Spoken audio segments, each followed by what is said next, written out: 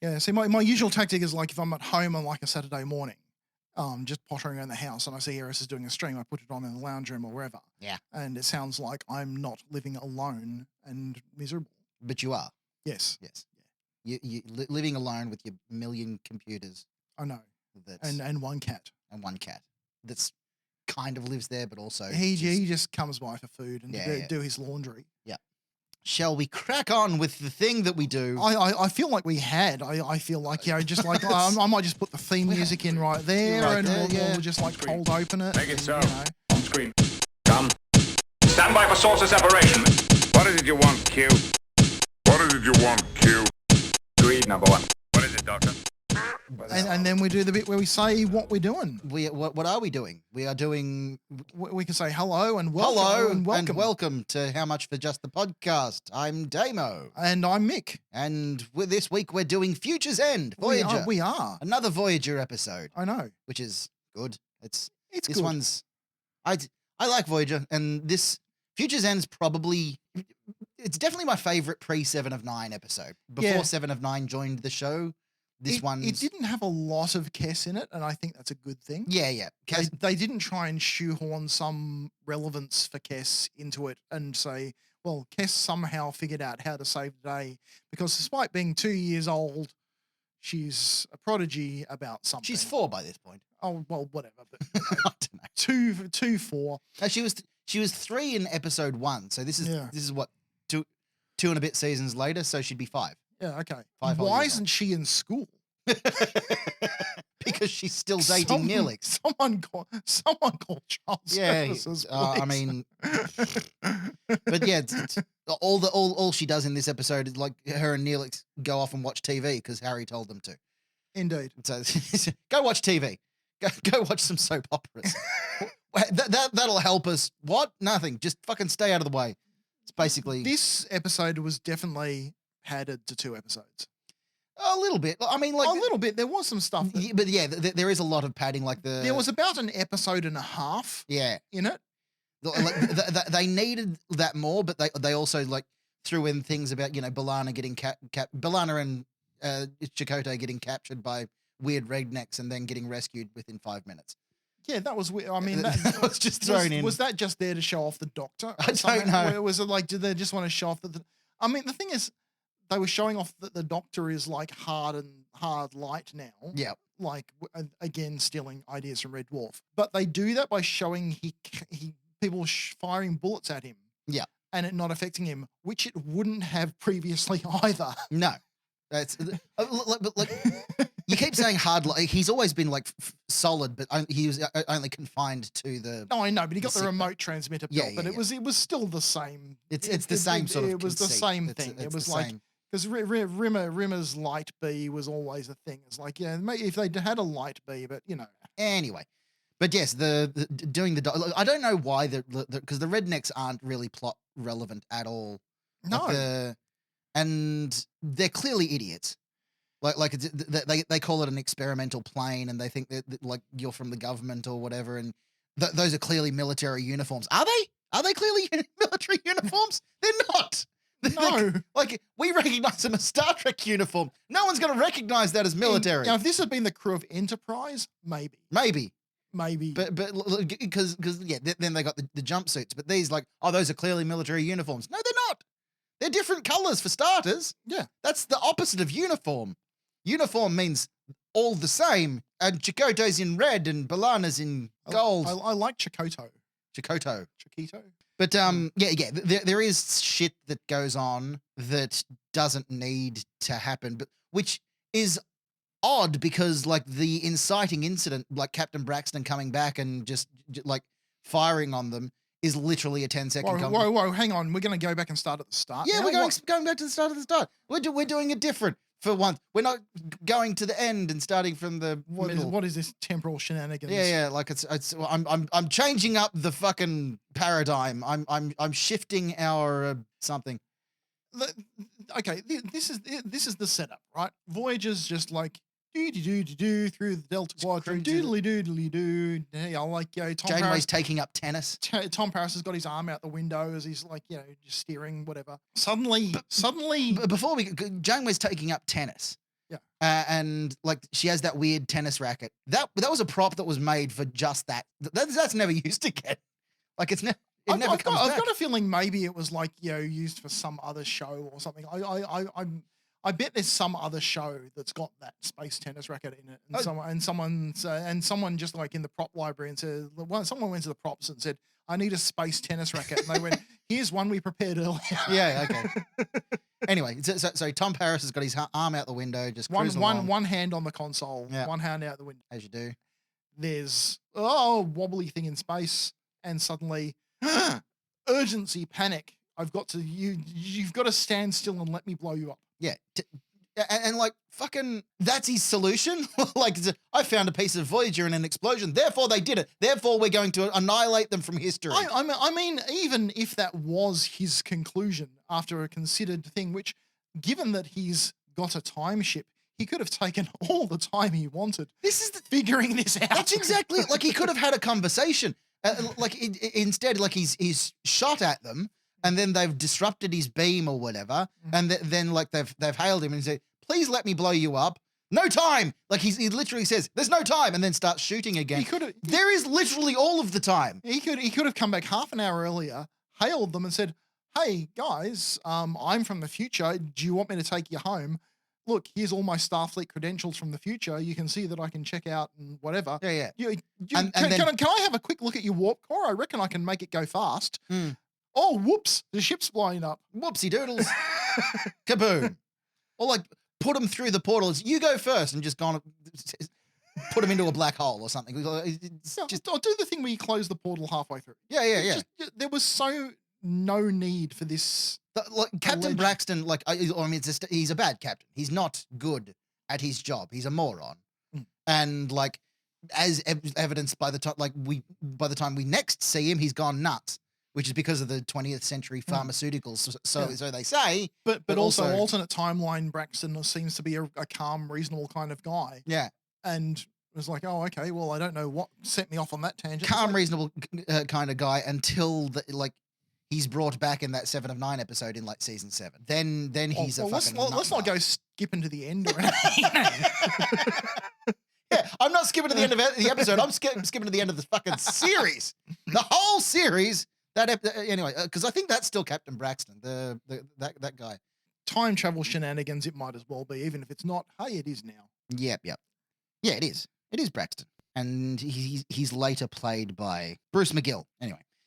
Just looking also looking up at this, that Janeway says she hasn't played tennis for 19 years, which means like last time she played tennis was the year Ben Sisko was graduating from Starfleet Academy. Yeah, Captain Braxton, idiot. He's a bad captain.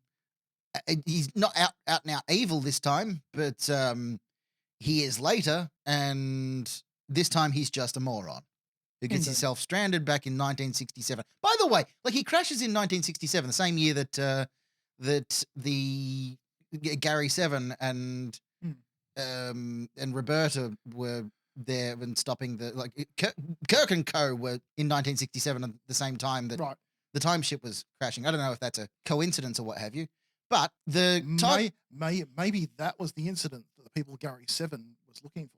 Gary Seven's predecessors. They went off and were killed by. Maybe the time ship fell on them. Yeah, the time ship crashed on their heads. And then Ed Begley Jr. comes along with and creates computers. Now, they make a point of this. Okay, the computer revolution of whatever wasn't supposed to happen. Oh no, we've got to fix the timeline, but not too much. Because if we fix it too much, what's Scotty going to type his transparent aluminium into? No idea. No idea. And no whales. No whales. No Voyager. No Voyager. So Voyager doesn't go back in time. So there's no time ship incident. So on the other hand, no eugenics wars. No. Eugenics wars were in 1996. Like the Khan's ship, the Botany Bay, was sent off in 1996 in the Space Seed. So they must have already shifted the timelines a bit by this point. Oh yeah, 100%. Yeah. They definitely have. Like I remember reading in like interviews at the time when Future's End was coming out, like read interviews with like Jerry Taylor or like the showrunners at the time, that said that it was a deliberate choice to ignore the 1996 when the eugenics wars were happening, because they didn't want to go like, oh, we're traveling to 1996. And there's eugenics wars going on everywhere, because like people would watch the episode and go, that is fucking not. I'm looking out the window and nobody's trying to bomb anyone. There aren't supermen enslaving everyone. That's not happening. So like it was a very deliberate thing to shift the eugenics wars.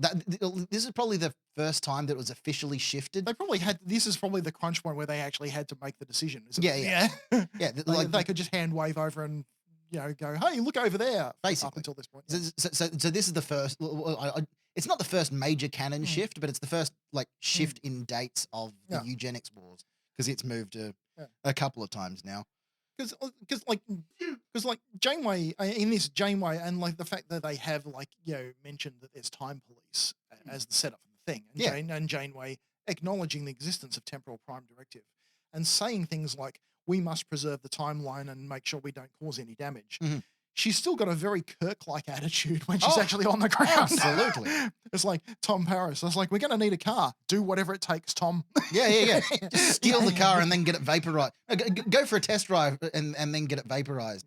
But like, it's also acknowledged, at least Tom Paris is there to say, we need a whole lot of money to exist in this timeline, in this time period. How convenient it is whenever this happens that like there's someone on the senior staff who actually happens to have a hobby of studying the time period. They could have used the soap opera subplot to actually do that research rather than just say Tom knows about the 20th century. Yeah. But like it's already been established at this point that Tom does have an interest. I know, in but old it's like bullshit. they could have actually made use of like the Kess Neelix watching TV thing to provide contextual information and had Kess and Neelix in more of the episode. And let's not do that. No, well, I mean, they could have been correcting Tom. Tom could have had like much out of date. Irrelevant. It could have been. They could have made it a fun bit where Tom's ideas are close but not correct, and they have to. Which is like it is like elsewhere in the episode, like because like Tom, like Janeway goes to him, oh, you're an expert on this time, and he's going, yep, I sure am. And like then he's using words like groovy and mentioning the USSR and the Soviets and the KGB, and it just goes to show that like he's not as much of an expert as he pretends to be. Let's talk about Tom Paris as romantic lead in this little piece for a moment, shall we? Because oh boy, he's bad at it. He's not great at it, no. But the script demands that it works, so it works. It's like that initial meeting in the observatory. Because like nothing ever is going to impress a woman like a guy coming in and explaining her job to her. Yeah, mansplaining. That's exactly what he was doing. He comes like, hey, do you know? Hey, let me show you how to do your job better. And she just goes, oh my. You're in my office messing with my computer with my papers and my little snow globe, but also you now you want to mansplain things to me? You've demonstrated you know more about my job than me. Oh wow. So just be still my beating heart. Let's go see a movie. Oh, Sarah Silverman. Sarah, how hard up for work were you at this point? How much? Very. This is a third acting role. I looked it up on IMDb. This is her third acting role, which I haven't rewatched it for a while, but going back and rewatching it, I didn't realize how bad an actor she was at this point. She's not great in the episode. I loved her. Like when I first watched, like I was infatuated with Sarah Silverman. I was infatuated with Sarah Silverman for a long time until it turns out she is quite content to have children being bombed in Palestine. She's pretty cool with that. There's a lot of that going around in Star Trek at the moment. There's a lot of that going around at the moment. But so like I loved her in this episode as a kid, and like going back and watching it now, I'm going, Jesus, that's a fucking terrible performance. To be slightly charitable though, the material wasn't great. No, it wasn't. Like it's not like, all her fault, I suppose. Yeah, it's like here's a guy who's going to come in and tell you how much smarter he is, and you've got to pretend to be impressed. Yeah. Okay, all right. I think given that is the setup, she sells it pretty well. Yeah, true. But like Tom Paris being the romantic lead, at least like by this point, like by season 3, because like the first 2 seasons, there's this little bit of there's romantic sort of connotations between Tom Paris and Janeway quite a bit, like in the early stages. They were definitely trying to position him as a new Riker. They really were. And there's also been mention of like him shacking up with Kes. I don't know if that happens after this point, but like at least they started to move away with Tom Paris being involved with Janeway, because that never worked except for that one time when they were lizards. Like shacked up in a swamp and having babies in the swamp as salamanders. Okay, but romantic leads elsewhere, not so much a fan of. But yes, a baby Sarah Silverman. This is like third acting role, and I think one of those was like Saturday Night Live. I did like the part where she just flat calls out that she can see through the whole hiding the ears thing. Oh yeah. It's like I can see that, and it's just a family trait, which is technically not incorrect. Yeah. Everyone in his family does have pointed ears. When she was doing the bits where she was just like calling out the bullshit, yeah, was like very believable. I think that's the bit that I think played the best. This is why I really liked her character, and like when I was watching Voyager, I always wanted her to come back, because like it's I've said it before on the podcast. Like there's never been sort of like a person that's brought forward to the 24th century that's hung around for any sort of length of time. Anyway, baby Sarah Silverman, third acting gig, and not great, but also not great. But I think considering the material, fine. Yeah, look, again, like I was infatuated with her at the time, and this like being one of the like modern day period ones would have been a low budget episode anyway. They wouldn't have like spent a lot of time on pre-production or rehearsals, or they would have just like, all right, everyone show up on the day, everyone know your lines mostly. Okay, let's go. Yeah. It's. I mean, there would not have been a lot of takes, especially like the expensive exteriors of like where they've got people sticking their heads through car roofs. Yeah, and like the most expensive part of the episode is that start bit where they first beam down, and like there's people rollerblading around with the speakers on the side of their head, and the people in bikinis, and the guy with the mohawk. That costuming is probably the most expensive. And look, Janeway's suit, the white suit, loved the suit. But like that's probably the most. When they let Kate dress up, oh yeah, she did a fantastic job. Like the suit in this episode and the World War II episode, like the Hirogen episode, when she's the World War II nightclub, like they get brainwashed, they get the chips in the head. Yeah. She goes full cabaret. Brilliant, fantastic. Yes, love it. No notes, but. The costuming in that little bit. By the way, did people used to wear big speakers on the side of their heads? Is that a thing from the 90s that I don't remember? Not that I recall, but again, we're talking like a very specific area of the US. Of LA, yeah. Yeah, this is like very. You'd have to talk to someone who was there at the time, because like it was very much a world to itself, I think. Yeah, I suppose like that bit of the beach where they have a guy on stilts that is also a psychic, like the Uncle Sam on stilts that has a sign saying psychic readings. It's like you got a lot going on, dude. Like pick just wear the one hat at a time. No, it's like I've got exactly 2 skills, and there is one place in the world where I can combine them. Yeah. Back to the plot of the episode rather than like just so that's the other thing I wanted to mention is like, so Ed Begley Jr., whose name, what's the character's name? Fucking hell. My brain with names today is just not working. Starling. So Starling's like, I point it like he's a hippie. He's an earth-loving hippie in the 1960s. With a very obvious tattoo. We've closed up on the tattoo. Yeah, Did you make sure you see the tattoo? Because we want to make sure you recognize the guy later, even though we just all we're doing is peeling the fake mustache off. Subtlety, ladies and gentlemen. So Ed Begley Jr. is the Starling's like a hippie in the 1960s, and it takes one crashed alien spaceship to turn him full fucking capitalist, like evil Bill Gates. I mean, that tracks. It kind of does, but also it's just like it's one bit of success and you'll forget about the peace and love. That's it. Oh yeah. I just want my chance to prove that lots and lots of money won't make me an asshole. Yeah. I just want the opportunity. Yeah, to yeah. prove that. I reckon I could do it. Give us a go. I reckon I could do it, but even if I can't, at least then I've got lots of money, so I don't care. Oh yeah, absolutely. By the way, subscribe to our Patreon if you want to give us money. we have two subscribers Great. now. Find out how to follow us at grouse.au/DMCU. DMCU. I'll put 2047 on the calendar because that's when Los Angeles is sunk under 200 meters. Oh yeah, of water. that was the other thing. Yeah, I did write that down at home so that when we're doing the next, because the next episode's an Enterprise episode, Mhm.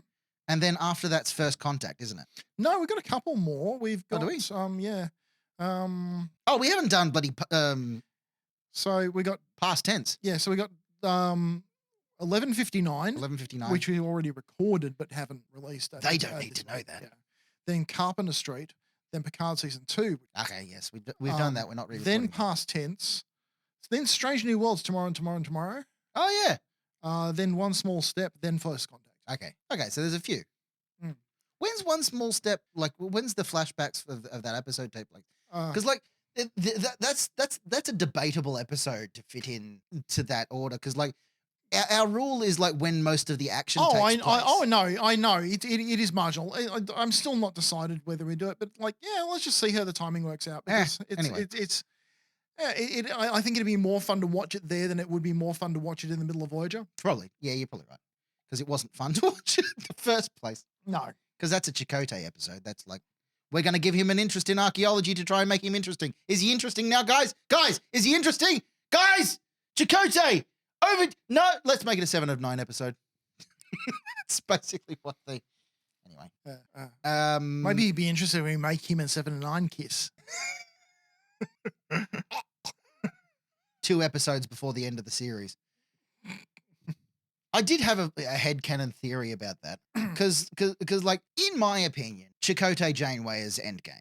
Like, they almost shacked up on that planet where they got stranded and Chakotay built her a bath. And to be fair, though, neither of them had any other options. No, like, it was very limited. It wasn't like, you know. Yeah. It was a very shallow dating pool. It wasn't like, you know, no, I think I can do better. Yeah. I mean, Janeway's idea of doing better was the Irish hologram. That was it. But like, so anyway, so the headcanon for me is just like, so they're on Voyager, so Chakotay Janeway can't really shack up because of, you know, fraternization and commanding officer rules and that sort of thing. So he immediately sort of turns to, for all intents and purposes, Janeway's kind of surrogate daughter. Like, because pretty much everything that 7 of 9 learned about being human, she learned from Janeway. From. Well, I mean, how many options outside of the chain of command were on board at that point? Yeah, it's either 7 of 9 or Neelix.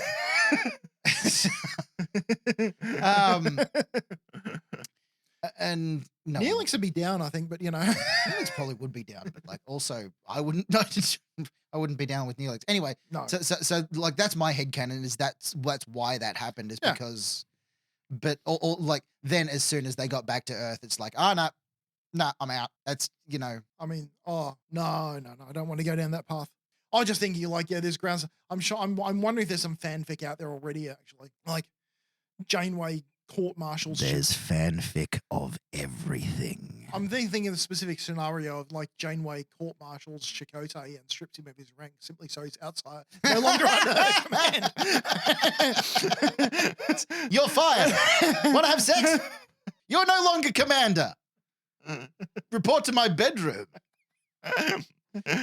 I'm giving you a new command.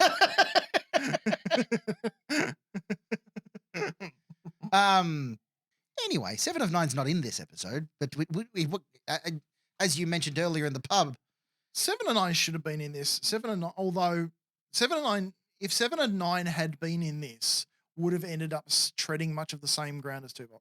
Somewhat. Yeah. I mean, if they'd both been on Earth, Mhm. they would have both been doing relatively the same bit. Yeah, Yeah. kind of. And like they would have had to, explain away her like ocular implants as like a piercing and Yeah, or something like but that. again, like they said, like, yeah, we might as well have worn our Starfleet uniforms. No one would have cared. No, If in specific context, no one would have cared. They would have gone, oh, that's a thing. Okay. yeah. Oh, that's a weird jumpsuit. When- Oh well, it is LA. Yeah. Oh, that's a nice thing around the eye. Where did you get that? You know, Yeah. you know. That person must be on the way to film an episode of Star Trek. What else happened? Yeah, we've barely touched on the actual plot, have we? Not much. No. Like He's been watching for extraterrestrial activity because he's looking for the things. yeah, because he figures that they're going to come back eventually. So he's basically employed Sarah Silverman to keep an eye out. I did like that he was expecting someone more advanced. Yes. Yeah. That he was like, he's figured out 29th century tech. And when 24th shows up, he goes, oh, wait, you guys, Yes. How quaint. I did like that angle that kind of gave him an edge from not having the knowledge and so forth. But again, although we've already established that Voyager has pretty much all of Starfleet records on board because they can look up whatever shit they need to. Yeah, at like I any- mean, the Starfleet computers by that point are basically repositories of human knowledge. Yeah. I mean, so when they're talking about how one thing, they've got to rectify this thing and, find the time ship and so forth, but they're always a bit concerned about, what if we get stuck here? And surely they know about flying towards the sun. Yeah,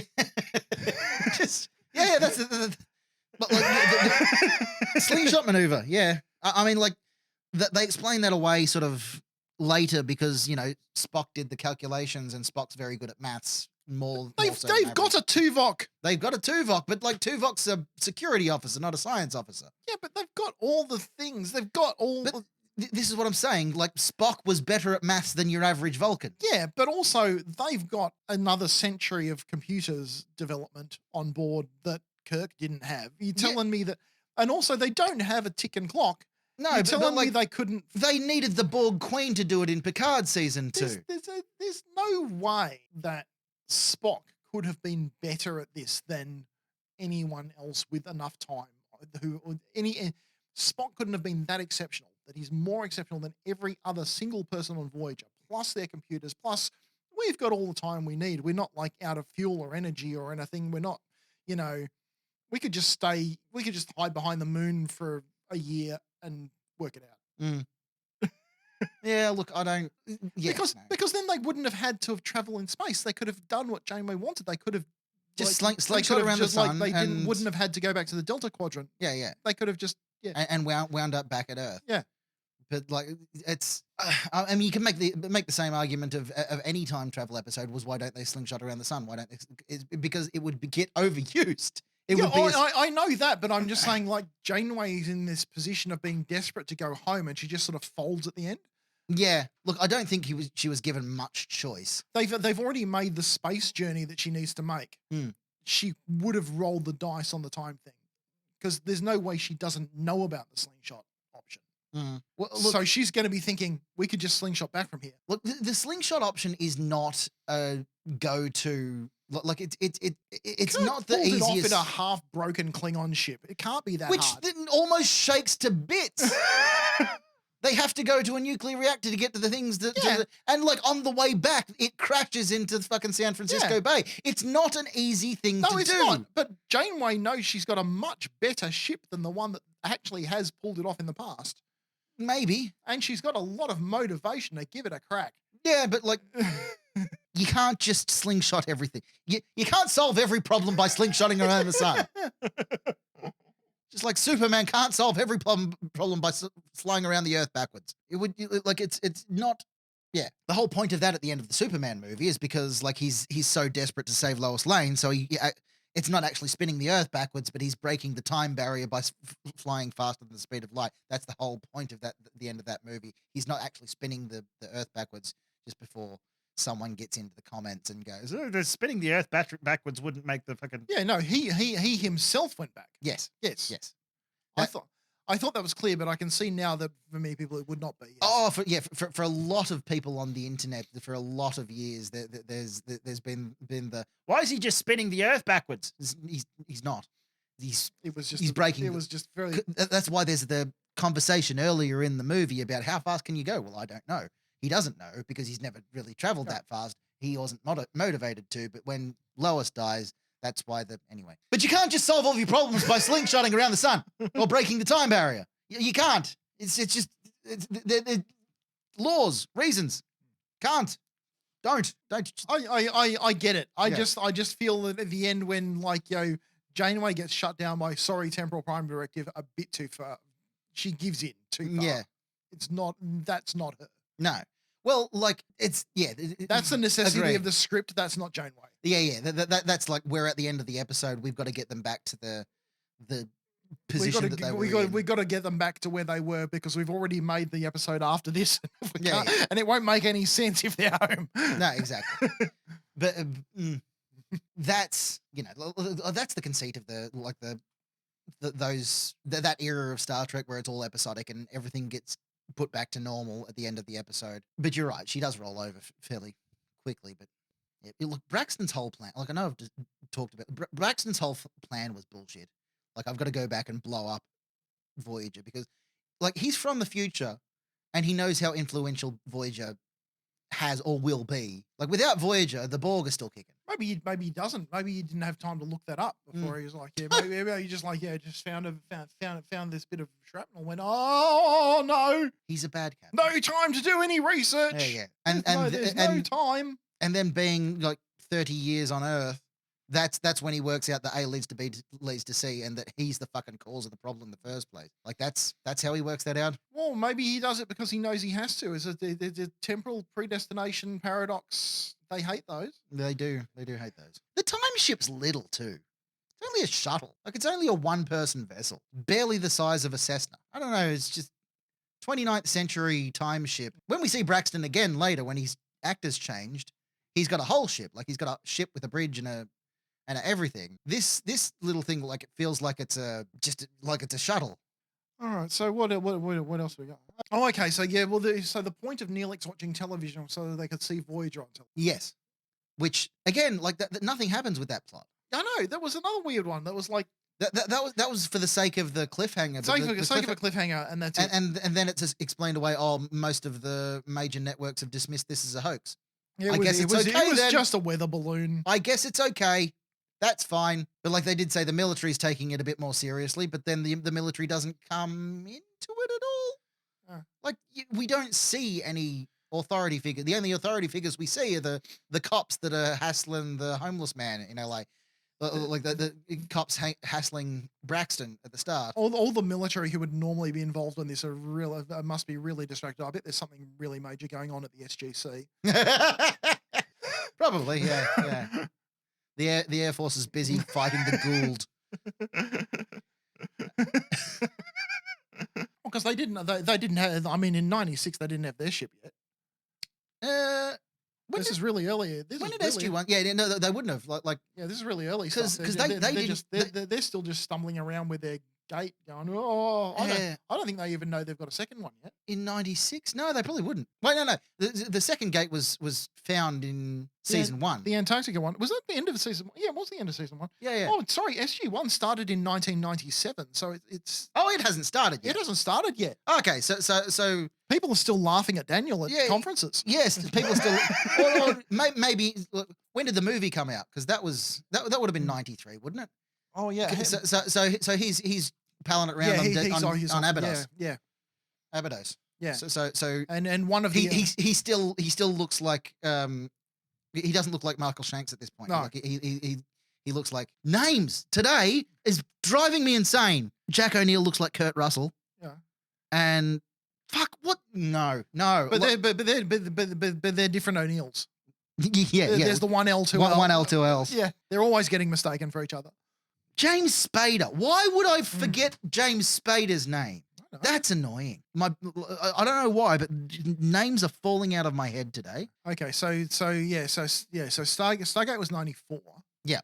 And I believe they kept the same timeline relative. I don't think they ever tried to say that the movie happened. No, they didn't. A different era. No. There's a gap of 2 years or 3 years, 2 or 3 years. Yeah.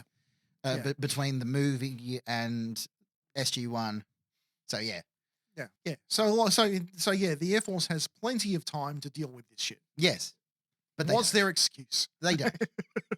They just, like the shuttle crashes in the weird Hicks backyard. What are they called? The honest to God, I'm going to drill a hole in the side of my head to get to the demons out, because the demons are making me not remember the names or the events of anything, and trepanning is the only solution. The conspiracy nuts, the communists, those dudes. those guys. Yeah. Like the shuttle crashes there. By the way, because this is a joke that gets brought up online every now and again. How many shuttles do you think Voyager has?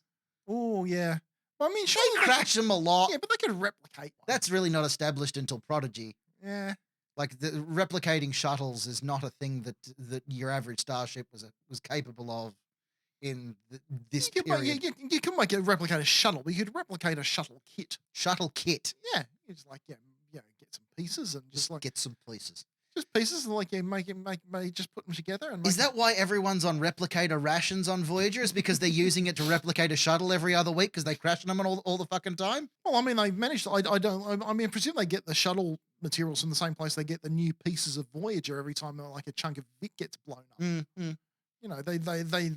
They can't be just stopping by the panel beaters and getting another I stopped by an asteroid with metal on it to stop by I a know, bloody but I mean, planet there's with more some to it mineral than just like deposits. you've got to refine and do things and do the fettling because you never quite get it. Fettling. Fettling is when you make your panel quite nicely like align and fit them when you get the lines nice and straight. Because when you put a new door on a car, I like it. I like this the is word. an educational podcast. Fettling. Fettling. Fettling. Noun. I can't wait for the comments now that tell me I actually just completely just used the wrong word. Made up a word. I'm sure I didn't It's a make perfectly cromulent word. it. It is. No, but no, fettling. It's just like making the panels fit nice. And after that Year of Hell episode, that would have taken another the Year of Hell was just refitting all the panels afterwards. Yeah. That was a year of hell. Like it's most of the crew was fine, but like the engineers were just fucking overworked. Just like, oh fuck, okay, EVA again, just hammering nails. Yeah. Can't we build a robot to do this? Like this is like the intention of Voyager versus what it became, because it just became another Star Trek show where they're exploring strange new worlds and visiting new. Like they don't really delve into the lack of resources or the fact that the ship can't go to because like the Enterprise D was in dry dock once a season. Yeah, like they were going back to Earth all the time to get this refit or get the computers recalibrated or get the whatever. Deep Space Nine was like it was a plot point that was it was a broken down Cardassian station. Yeah. Again, the Cardassian systems didn't work with the Federation systems. That was a plot point in Deep Space Nine. Voyager, like it mentioned in episode 1 that they would need they'd need a dry dock within like 5 years, and the Badlands cruise to pick up Tuvok was their shakedown cruise. The shakedown cruise, the whole point of a shakedown cruise is you go back and you shake it down and see what falls off. Yeah, yes. It's make sure that all the bolts are still holding and all the fucking things are still together. And they never got to go back and make sure that everything was still holding together. So like the whole like the intent of Voyager, or I think it was Ron D. Moore was like his intent behind Voyager was that it was going to be very much a Battlestar Galactica where like shit's falling off and like they're patching things together. So like every season it's looking a bit more disheveled because it's gone through some shit. Yeah. And it was kind of the Star Trek hierarchy or like bosses at the time that said, no, we don't do that. We don't do that here. It's got to look nice. It's got to look pretty. And like we didn't get that until Enterprise had a bit of battle damage like by the end of season 4 or by the end of season 3. It had a bit of battle damage. Voyager was still pristine. It got some upgrades. It had the Borg enhancements at the end of season 3, but even that got like patched up. Like the Borg enhancements, the things that worked better, the little bits that were assimilated of the ship in Scorpion, they didn't hang around for more than 2 or 3 episodes. So it was very much Someone didn't put a missed someone opportunity. didn't do it the bolts and they just fell off. Yeah. It was a They went to warp and there was a noise and someone went, Yeah. what was that? Just dunk, dunk, dunk. Well, that was the thing when Voyager first started. I remember watching the pilot and like having excited discussions. It was like, I watched the pilot of Voyager on a VHS tape. A friend from the US mailed to us, Of course. but we remember watching that with like friends and like the other Star Trek fans of the year at the time, going, "This is really exciting." Because picking up on nitpicking all the not nitpicking, we're picking up on all the stuff they talk about. And they made a big point of like the neural gel packs in the thing, and was like, "Oh yeah, there is no way that computer's not going to become sentient at some point during the series." And then they just forgot. I mean, like the bioneural gel packs, like they were plot points in like half dozen episodes in the first 2 seasons, and after that it was just like they were just there. Yeah, they were just there because that's another thing about them being like a million miles away from Earth or the Federation or any sort of facility. Is bioneural gel packs very difficult to replicate? Is like that was. And like they're going to run out of those eventually, but they don't. It's just never mentioned. There's like I love Voyager. Like Voyager's probably my favorite. I think Star Trek. I don't like. I've got a soft spot for all of them, and like there's some bad episodes, obviously, but like 7 of 9 is probably my favorite character in all of fiction.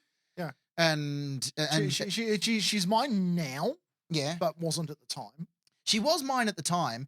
And I remember, like, as I sort of grew older and the show had finished and it was a few years later, I put that down to the fact that I watched the show when I was around about 15 going through puberty. And she was in a cat suit and was a very attractive lady. Still a very attractive lady.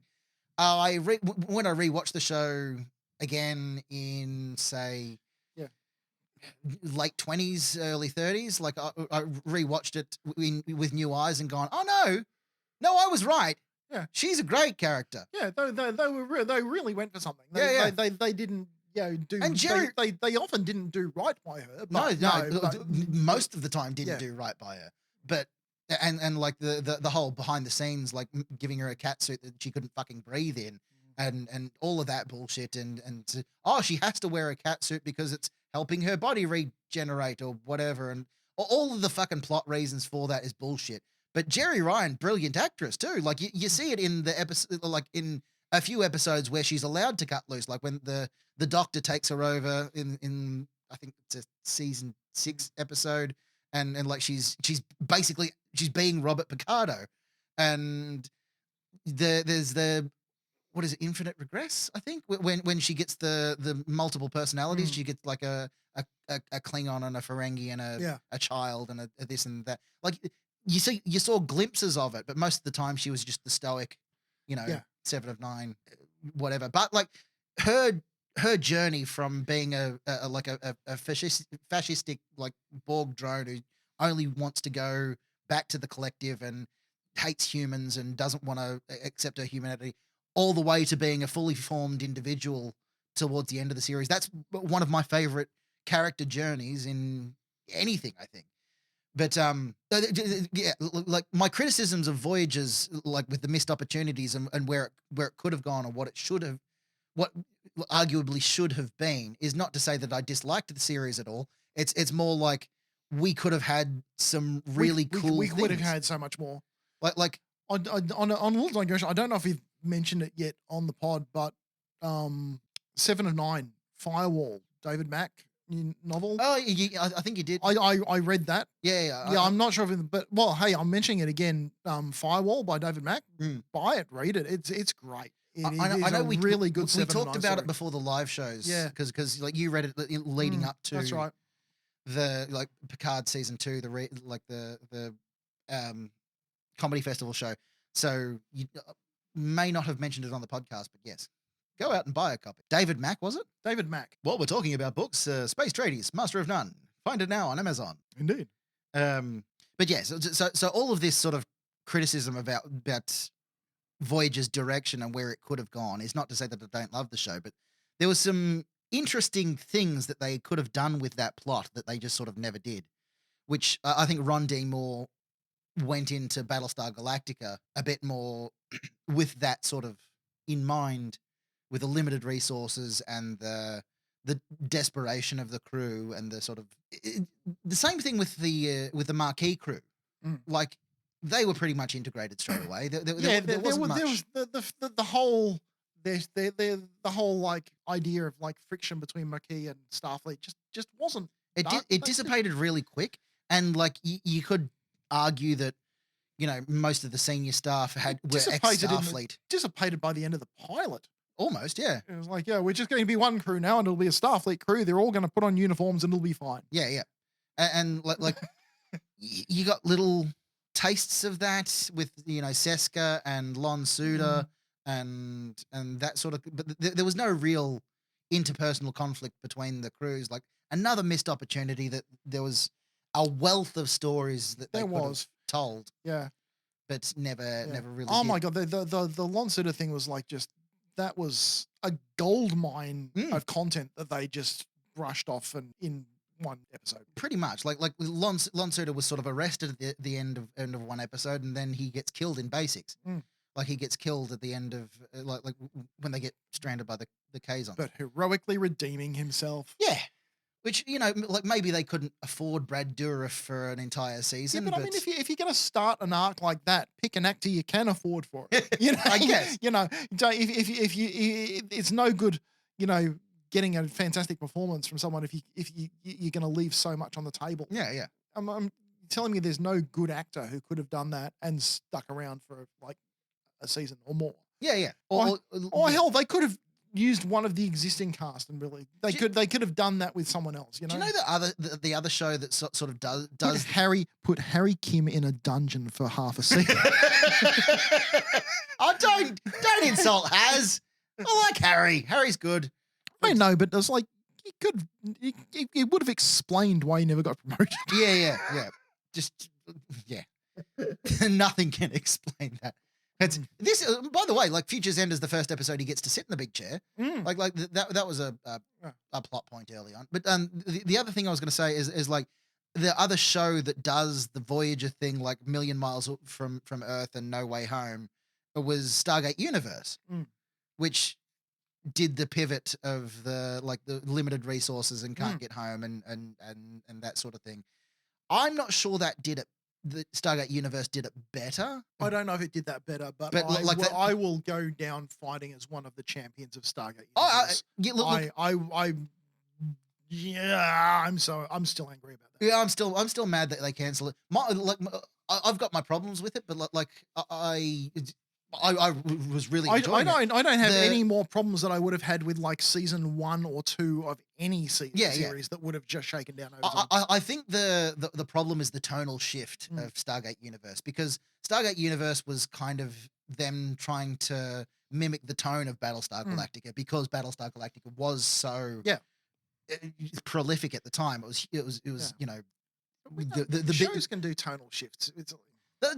They can, but like Stargate and like taking out the fun and adventure, I suppose they didn't really take it out, but like they definitely made it a much more serious tone. There was less quipping, less joking than there was with either of the others. Like you could nearly argue that Stargate Atlantis was mostly a comedy. Yes, like a lot of that was very much the. But I mean, there's this other show.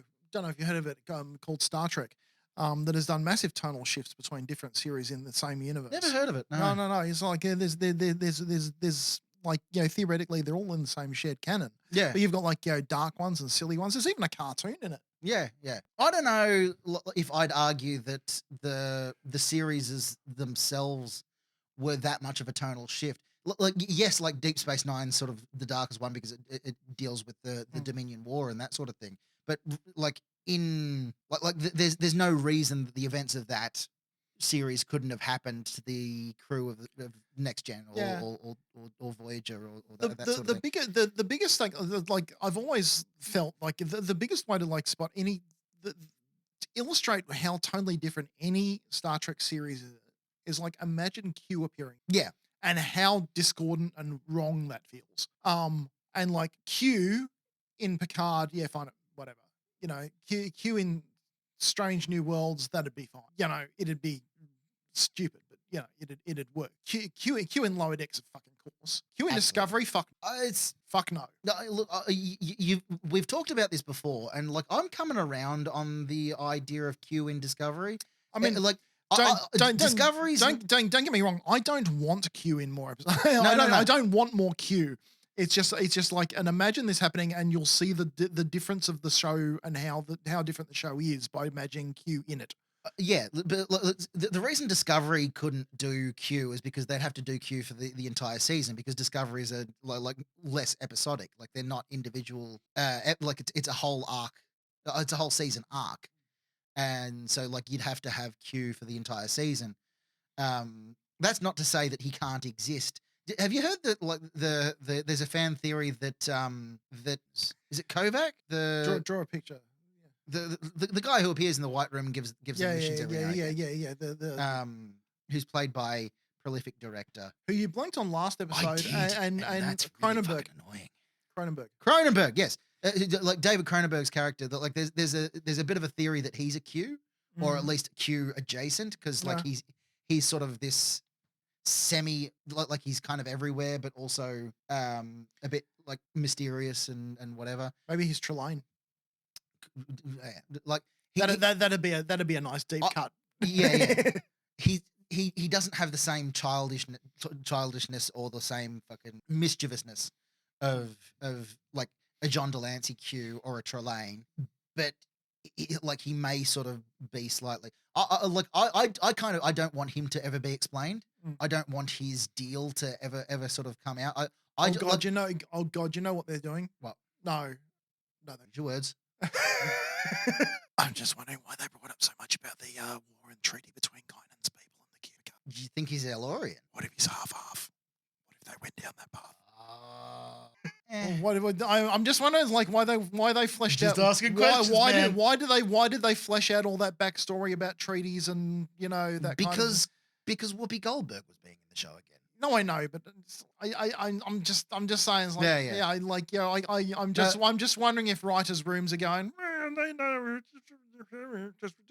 I want him to show up in Strange New Worlds, just the same character, just the same like just in a room with an admiral giving Pike a mission. This would be great. Never explain it. Yeah, this is the thing. They keep trying to explain shit now, Yes. and it sucks. They need to explain shit less. Yeah. Look, I was content never knowing what the Breen looked like under the helmets. Yeah, same. Look, I'm kind of like, look, I'm loving the new season.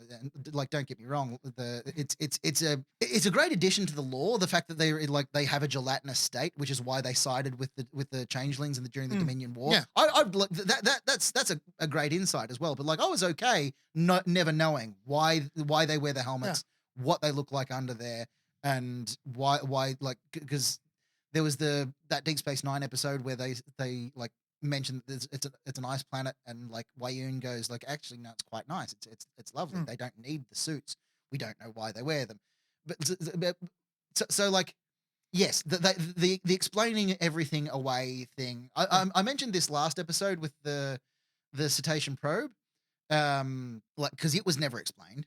No. And it was never seen again, and it did nothing. It came to Earth, fucked some shit up, blew up some ships, spoke to some whales, and then fucked off.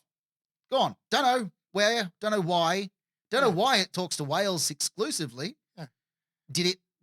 Were the whales deposited there by it like millions of years ago? Who knows?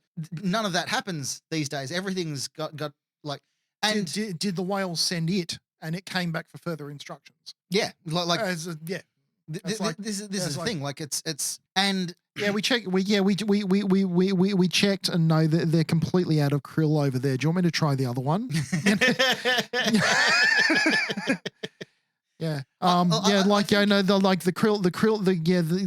krill. It's inflation. They've shrinkflated it. Do you want me to go the other place on the other side of the universe? Okay, cool. Yeah, I'll be back in another 1,000. Yeah.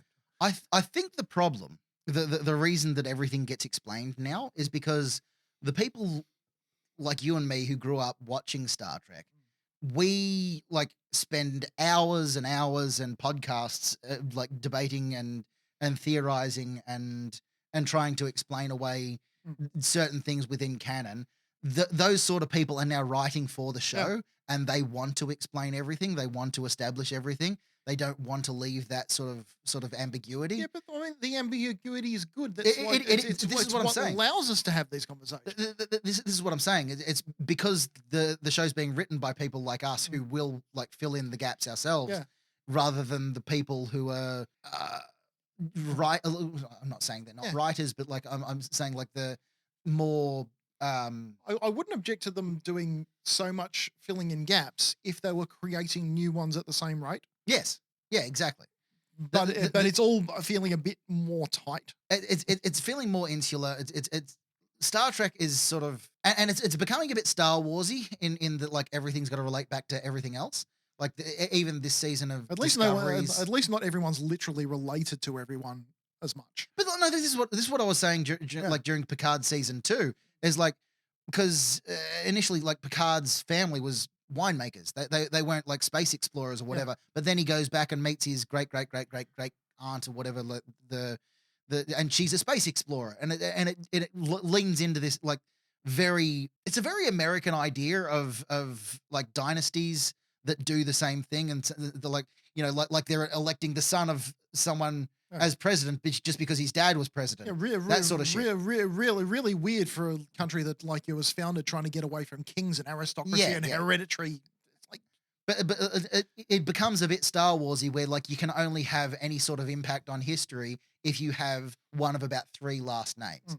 And this was my initial problem with Discovery. Discovery's proven me wrong about this, but this was my issue with Discovery when it first started, is that Michael was Spock's sister, like that we'd never heard of before.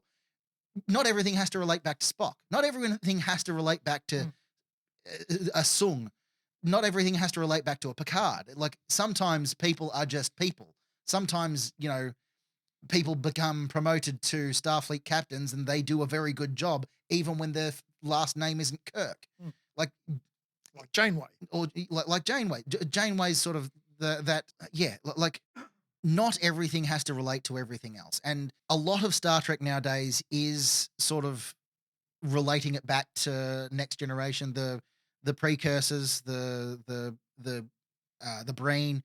And sometimes that's a bit to sort of scratch the nostalgia itch in us. And too much of fiction is all about scratching the nostalgia itch. I think we've talked about Stranger Things being entirely established just to go, haha, 80s. You remember the 80s? Remember this thing from the 80s? Hey, this thing was from the 80s. You loved this thing. And like, that's not how you tell good stories. It's not just a wink, wink, nudge, nudge. No. That's the story. He says, having written a book which was wink, wink, nudge, nudge to basically everything. Oh yeah, just wait until I start doing the 5 and the Furious. The 5 and the Furious. Your famous 5. Oh, I fucking figured out the whole thing. Mm-hmm. Yeah. Is there anything else about this Voyager episode we wanted to go through? It was just like I kind of feel like in the latter half of the second episode, it just kind of just went a bit through the motions of just going, everyone just runs around until all the loose ends are tied up. Yeah, we've just got to tie up all the loose ends. We're going to have the doctor get shot at and just to prove that he can. Yeah. And look, this is the first episode with the mobile emitter, and it's kind of just to give the doctor a bit more to do. I did like that, that scene on the bridge where he actually says, "How do I get to the torpedo?" Yeah. That's because he doesn't know. Like, he's never had to go. No, he's never had to go. Never been elsewhere on the ship. And if he could be arranged to appear in a place where they put an emitter or something. He's never actually had to walk somewhere. Like this episode, like the mobile emitter really sort of opened up the Doctor as a character, and it was a good addition. Like there was an interesting thing, like having him sort of confined to the sickbay, but I'm glad they only did it for two and a bit seasons, because having him out and about really allowed his character to become the Doctor that he became towards the end. Like, he was. This is what helped him sort of discover his humanity. Yeah. Humanity, hologramity. So actually, for the Time Police being all concerned about temporal prime directives and everything, they never asked for that back. No, they just let him keep it. I suppose they wouldn't have known. Like Braxton never set foot on Voyager. Like he just appeared and Yeah, but I mean, they took him must back. have all the historical records. They must know that the Doctor had a mobile mobile emitter. emitter, yeah. It would have been recorded. I'm sure they told Starfleet at some point. Mhm. So, but maybe once they've told Starfleet, the time police go, well, obviously it's supposed to be there now. I don't know. Like it's the same reason that the time police didn't go back to 1967 and take all the computer chips back. I guess like it doesn't. Because then the time police are part of Starfleet, and Starfleet only exists because Scotty typed and transparent aluminium into one of those computers in the 20th century. And you were going to mention about that computer that Janeway learns to type on. Yeah, I'm convinced. I haven't freeze framed it. I haven't. I might Yet. at some point. I believe that the keyboard that Janeway pointedly cannot type is a redressed, painted, whatever classic Mac keyboard of the same generation that Scotty was typing on. Mhm. It's got a very distinctive, clunky look Clicky to it. clacky. No, it's just got it thick. It's a thick boy. Look at that boy. He's thick. It's Am I allowed to say that because that was anyway. I don't know. Yeah, it's a very thick, chunky keyboard. Let's go with chonk. Chonk. It's a chonky keyboard. And it's got a very distinctive look. And I believe it's just a redressed classic Mac keyboard. And I did like Chakotay going, oh, I guess they use pictures to represent things on the computer. Which is like my exact criticisms of why Scotty was like, you shouldn't have been able to adjust to this thing. Yeah, I'm vindicated. No, you're not. The writers of this episode agree with me about the Scotty scene in Voyage Home. Yeah, look, I still don't agree with Scotty because like, I've thought about that since, and like I still think like because you were saying like typing is muscle memory. Like once you've established where the things are on the keyboard, but also, like but there's also the matter of knowing what to type, and obviously this is some custom industrial software. You can't just understand. Molecular engineering or whatever whatever the proper name for what he understands is. You can't just understand that and immediately translate that to 1980s. I mean, the user interfaces on any two programs on a Mac back then hadn't moved me settled. It was like the first proper like GUI thing. It wasn't even consistent between two programs on the same computer that came out the same year from the same company. Yeah, there was no consistency back then anyway. Right. The fact that he can just come in and just rip into it, it would have looked a lot more like Janeway going, We always pointedly do not tap the desk while we've got the microphones on, and now you've I know, but there was a reason for it that time. Yeah. What else? Harris has a tearful breakup with Sarah Silverman. Sarah, and like, yeah, and it's just like, meh. There's no chemistry there. Yeah, look, I remember really liking Rain Robertson's character when I first watched it, and I always wanted her to come back, like to revisit somehow in Voyager, but it never happened. Sarah Silverman went on to a many and storied career in comedy and television and movies and Zionism. And then there was just like technobabble and time ship and oh my God, it's all going wrong. And then just like, the time police show up and go, oh, we better put you back where you came from, you wacky scamps. Yeah. We were last time we saw you were homeless in LA. I never experienced that time. No follow-up questions. Okay. I mean, you work in the time division, you're going to hear that a lot. Yeah. Like I did like that. Like he's had no recollection, so like he's basically alternate future Braxton, and. See, obviously this is why they should have slingshotted in the sun. They should have put old Braxton on Voyager, and then when they flew at the sun, he would have gone back in time to the 1960s and fitted back into his old body magically somehow. Logically, not magically, logically. Well, Tuvok never said logically, so it didn't happen. You can't solve all your problems by slingshotting around the sun. No, but you can solve a lot of your very specific time travel related ones. If your problems involve being in the wrong time... Not without the brain to calculate it. I'm sure. They just slingshot around the sun. Everyone's problems are solved. Braxton's back where he's supposed to be. Voyager's home. And the entire series ends in the middle of season 3. Right. Yes. And everyone can just stop making Voyager now and go home.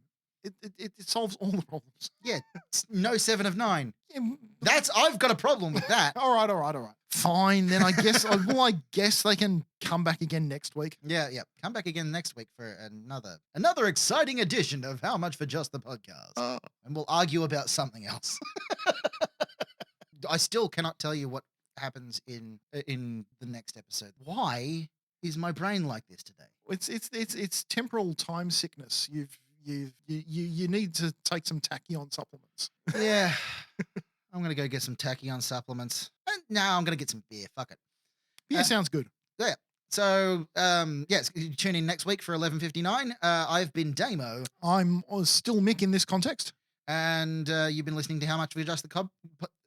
How much for just the cob? I thought you were going to go for how much for just the cod piece. Cod piece. How much for just the cod piece? That's our side project, ladies and gentlemen. Find that on our OnlyFans. No. How much for just the podcast? Before I fucking embarrass myself even more, computer, end program. How Much for Just the Podcast is a Grouse Media production. The theme music you heard was the Picard rap by Nikolai Kingsley. For all links to our stuff, we have lots of stuff, go to prettygrouse.com.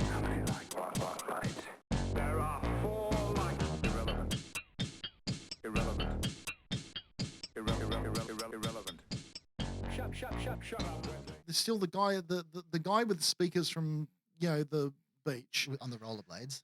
Get whatever he uses to hold the speakers up. Retrofit the binaural gel packs into the speakers. Strap them onto Tuvok to augment his brain. Are you having a stroke? I'm writing fan fiction.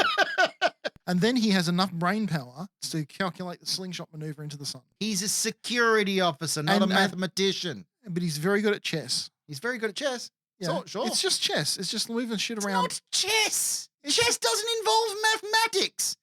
Chess doesn't involve astrophysics. Chess doesn't involve the speed of light. I'm sure he can do it if he puts his mind to it.